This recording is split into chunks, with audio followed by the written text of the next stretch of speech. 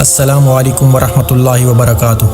بس رمضان کی سب سے بڑی تیاری کیا ہے کہ اپنے دلوں کو صاف کر لو پہلے سے، کہ جس دل میں نفرت ہو، بغض ہو، کسی کے لیے غصہ ہو، کسی کے لیے کیا کیا جذبے ہوں، دل صاف کرنا۔ ہمارے گھروں میں روزانہ جھاڑو ہوتا ہے، یہاں مدرسے میں روزانہ صفائی ہوتی کہ نہیں ہوتی؟ چونکہ دنیا کی اصل گندگی ہے تو جھاڑو ہاتھ سے نہیں چھوٹ سکتا۔ حرم شریف میں دیکھا کیسے چاروں طرف خدام پھر رہے ہوتے ہیں برش لے کر، تو دل پہ غبار ایسے آتا ہے جیسے صحن میں غبار آتا ہے، دل پہ گندگی ایسے آتی ہے جیسے صحن میں آتی ہے۔ تو ہم نے نظام بنایا ہوا ہے، لوگ مقرر ہیں وہ روزانہ جھاڑو دیتے ہیں۔ تمہارا دل ایک آنگن ہے، ایک صحن ہے، اس میں بغض، نفرت، حسد، پتہ نہیں کیا کیا گندگیاں آئیں گی اور آتی رہیں گی۔ بچوں ایک کام کرو، جھاڑو پکڑ لو، صاف کرو۔ یا اللہ معاملہ تجھ سے کرنا ہے، لوگوں سے نہیں۔ کسی نے برا کہا، کسی نے غیبت کی، کسی نے گالی دی، کسی نے دھکا دیا، کسی نے حق مارا، کسی نے کچھ کیا، یا اللہ تیرے سپرد میں نے اپنے دل کو سب سے صاف کیا، میں نے اپنے دل کو سب سے صاف کیا۔ یہ اتنی بڑی عبادت ہے کہ بڑے بڑے نفلوں والے، تہجد والے، حج عمرے روزے والے تمہیں نہیں پکڑ سکیں گے، چونکہ اس کا کرنے والا دنیا میں کوئی نہیں۔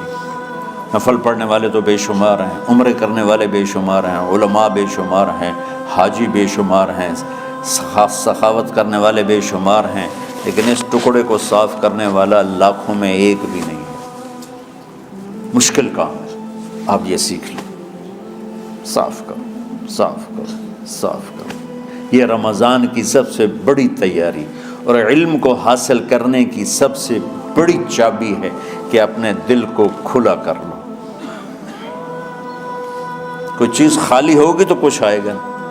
جس دل میں بغض بھرا ہو، نفرت بھری ہو، حسد بھرا ہو، کینہ بھرا ہو، اس میں خاک آئے گا،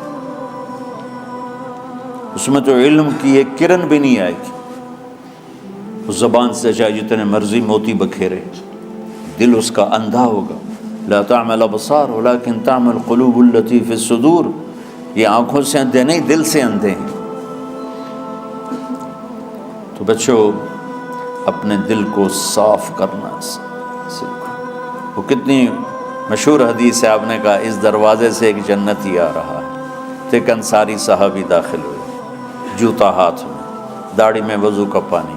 اگلے دن اس دروازے سے ایک جنتی آ رہا ہے، تو ایک صحابی آئے، ہاتھ میں جوتا، داڑھی میں وضو کا پانی۔ وہی صحابی اگلے دن اس دروازے سے ایک جنتی آ رہا ہے، تو وہی صحابی 3 دن جنت کی بشارت لیے ہوں۔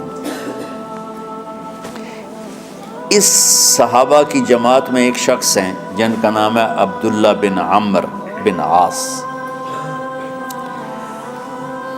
ان سے بڑا عبادت گزار صحابہ میں کوئی نہیں تھا، نہ سابقین میں نہ متاخرین میں، نہ پہلوں میں نہ بعد والوں میں۔ ان کی عبادت کیا تھی؟ ساری رات جاگنا، سارے دن کا روزہ، اور ایک ختم قرآن صبح سے شام تک۔ اتنی اللہ نے طاقت دی تھی۔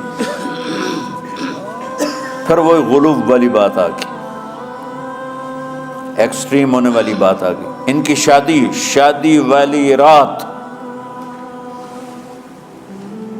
حجلہ عروسی میں داخل ہو رہے ہیں، دلہن کے کمرے میں داخل ہو رہے ہیں، اور مصلی بچھا کے اللہ اکبر، اور دیر نفل تے نفل، دیر نفل تے نفل۔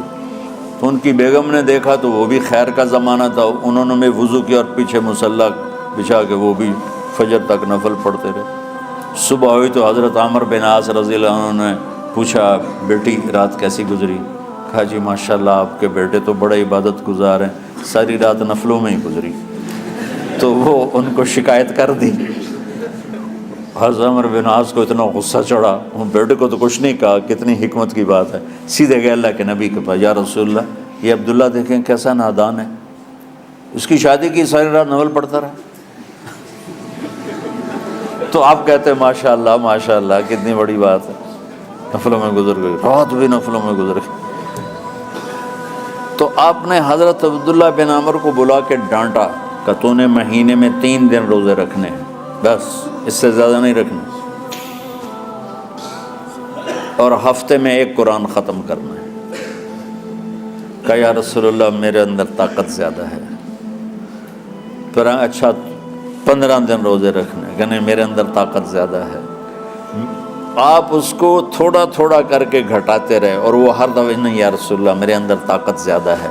تو آخر میں آپ نے کہا اچھا چلو 100 میں داؤدی پہ آ جاؤ، 1 دن روزہ رکھو، 1 دن افطار کرو، اور 3 دن سے پہلے قرآن ختم نہیں کرنا۔ تو آپ نے اس کو پیچھے کیا۔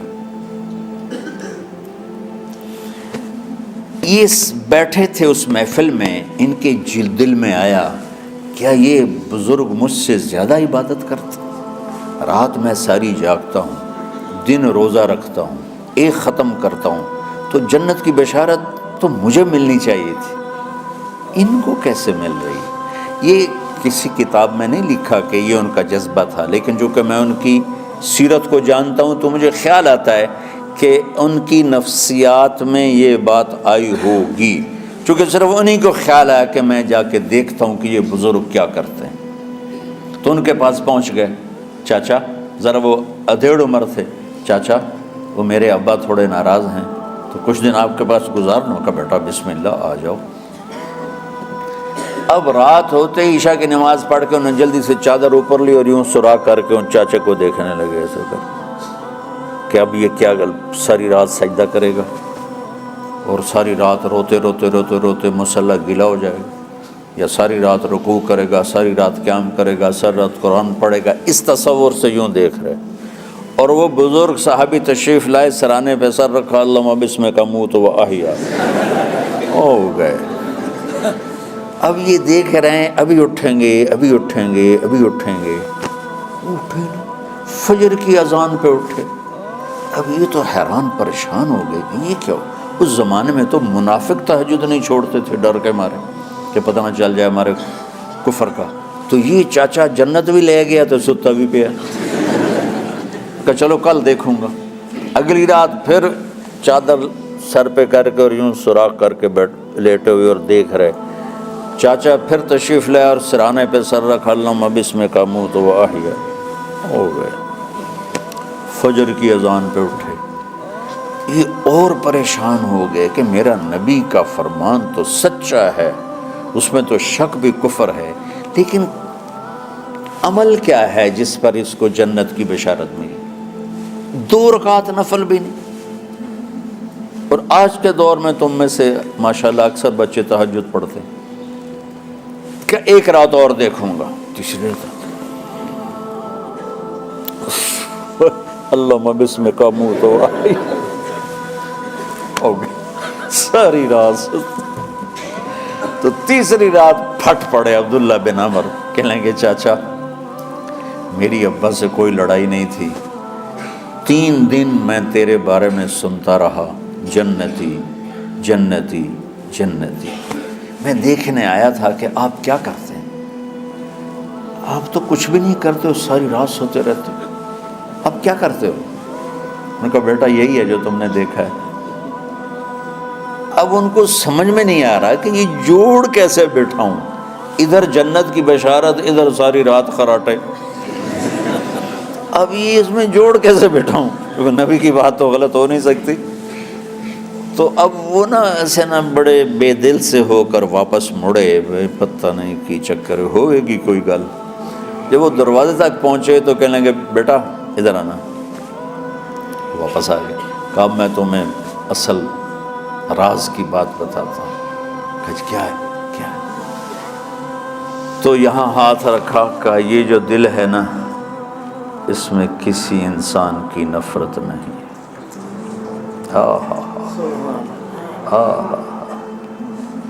اور جب اللہ کسی کو رزق دیتا ہے، عزت دیتا ہے، مجھے کبھی حسد نہیں ہوا، مجھے خوشی ہوتی۔ تو عبداللہ بن عمر نے کہنا تھا ہاں یہ بات ہے، نہیں، انہوں نے کہا ہاذا ہوا، اچھل کے کہنے لگے ہاذا ہوا، ہاں یہی ہے یہی ہے یہی ہے۔ پھر کہنے لگے چاچا پر یہ میرے بس کا نہیں ہے، کون کرے گا یہ؟ اتنے بڑے آدمی ہو کر کہہ رہے ہیں کہ یہ میرے بس کا نہیں۔ تو بچوں، دنیا میں جنتی بننا ہے اور علم اللہ سے لینا ہے تو اسے صاف کر دو، سب کی نفرت سے۔ سب، اس نے مجھے یہ کیوں کہا، اس نے مجھے یوں کیوں دیکھا، اس نے میرے بارے میں یوں کیوں کہا، اس نے میرے بارے میں یہ کیوں لکھا۔ جس کی تعریف ہوتی میری کتنی برائی ہوتی، صرف تعریف تو نہیں ہوتی، بھرا پڑا سوشل میڈیا مجھے گالیاں دو۔ اللہ کے فضل سے میرے دل میں ایک ذرے کے برابر کبھی کوئی منفی جذبہ نہیں آیا، آئے تو میں دھو کے صاف کر دیتا ہوں۔ یا اللہ میں نے اپنے دل کو صاف کیا، میرا معاملہ تیرے ساتھ ہے، کسی کے ساتھ نہیں۔ یہی آپ رمضان کی سب سے بڑی تیاری، علم کے حاصل کرنے کا سب سے بڑا ہتھیار آپ کو یہ نہیں ہے کہ تمہیں کتابیں یاد ہو جائیں، تمہیں اشعار یاد ہو جائیں۔ تو ساری امت سے کہتا ہوں رمضان کا استقبال کرو، دلوں کو صاف کر کے، نفرتوں کو مٹا کے، مذہبی نفرت، دنیاوی نفرت، رشتوں کی نفرت، بول چال کی نفرت، سیاست کی نفرت، لین دین کی نفرت، ان سب سے اپنے دل کو صاف کرو تاکہ رمضان میں اللہ نے علم اتارا، اللہ تعالیٰ آپ کو علم عطا فرمائے، اور باقی لوگ جو عام دنیا میں زندگی گزار رہے ہیں ان کے دلوں میں اللہ رمضان کا نور اتارے اور اپنے اور ہدایت کا نور اتارے۔ یہ سب سے بڑی تیاری ہے اس کی۔ اور کسی سے گلہ ہے، غصہ ہے، ناراضگی ہے، کسی سے بولتے نہیں ہو، ابھی سے شعبان آ چکا ہے، آپ شعبان سے رمضان کی تیاری شروع فرما دیتے تھے۔ تو اس کی تیاری کیا ہے؟ وہ دلوں کو صاف کرو، معاف کرو، معافی مانگو، تمہارا قصور نہیں پھر بھی معافی مانگ لو، دلوں کو صاف کرو، اور اپنے اور اللہ سے سخاوت مانگو کہ اللہ کو سخی بھی پسند ہے اور صاف دل والا بھی پسند ہے۔